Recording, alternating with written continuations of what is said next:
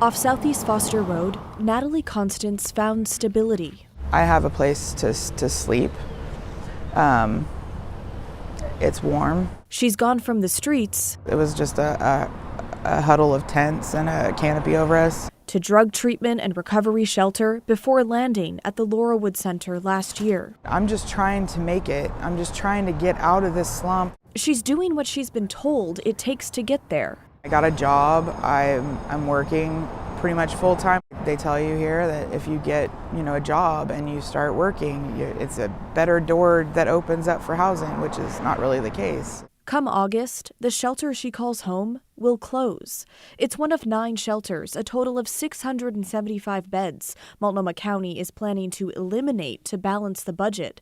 There's a $67 million shortfall in the Homeless Services Department alone. Natalie doesn't know where she'll go next. This whole stepping stone was supposed to be a step in the right direction. Now I feel like I'm gonna either have to sleep in my car or sleep on the streets or something again, and I don't want to do that. That's the last thing I want to do. I think this is nothing short of life-altering. The Laurelwood Center is one of 2 shelters set to close run by the nonprofit Transition Projects. Duncan Anderson is the shelter services director. The closure of this shelter is going to reduce couples beds by 50% in our community from 250 down to 130. I believe that the impact of these decisions, we're going to, as a community, see an uptick in unsheltered individuals on the street due to this. County commissioners have set aside money to prevent people like Natalie from ending up on the streets. Folks shouldn't lose a shelter bed simply because, or be on the street simply because we've had to make some budget decisions. At last check, the county says 56 people are staying at the Laurelwood Center. Shelter staff now trying to transfer them to different sites. These are uncertain times, but we are very much not wanting to exit anyone into unsheltered homelessness. I'm just frustrated, and I wish there was a better solution. Okay, county officials say these cuts are needed to continue funding permanent supportive housing and keeping 2,000 people housed.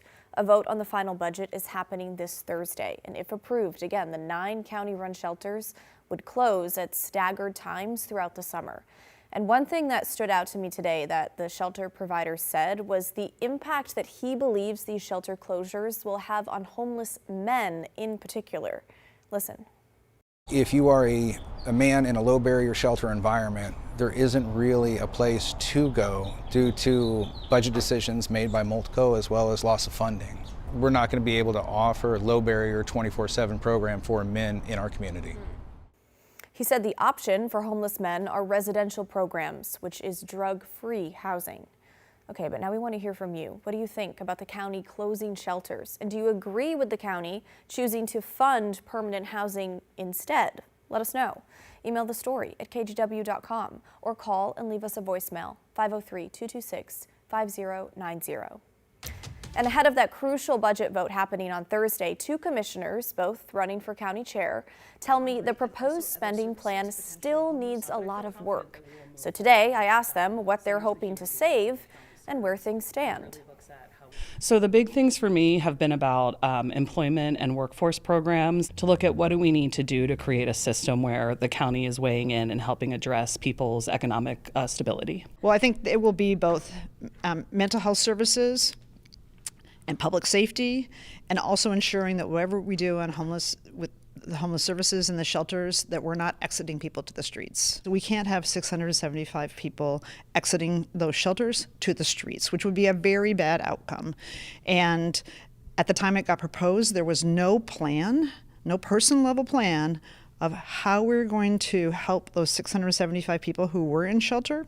So with homeless services in particular, I focused on the eviction prevention. So I have a budget amendment that adds some staffing that we can better leverage the Medicaid waiver and get more, draw down more federal dollars to keep more folks housed.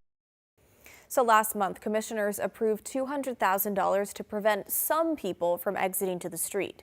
Commissioner Julia Brim Edwards has proposed setting aside more than $1 million to make sure that everyone affected by the shelter closures have a place to go. Again, a final budget vote is expected on Thursday, and we will keep you posted.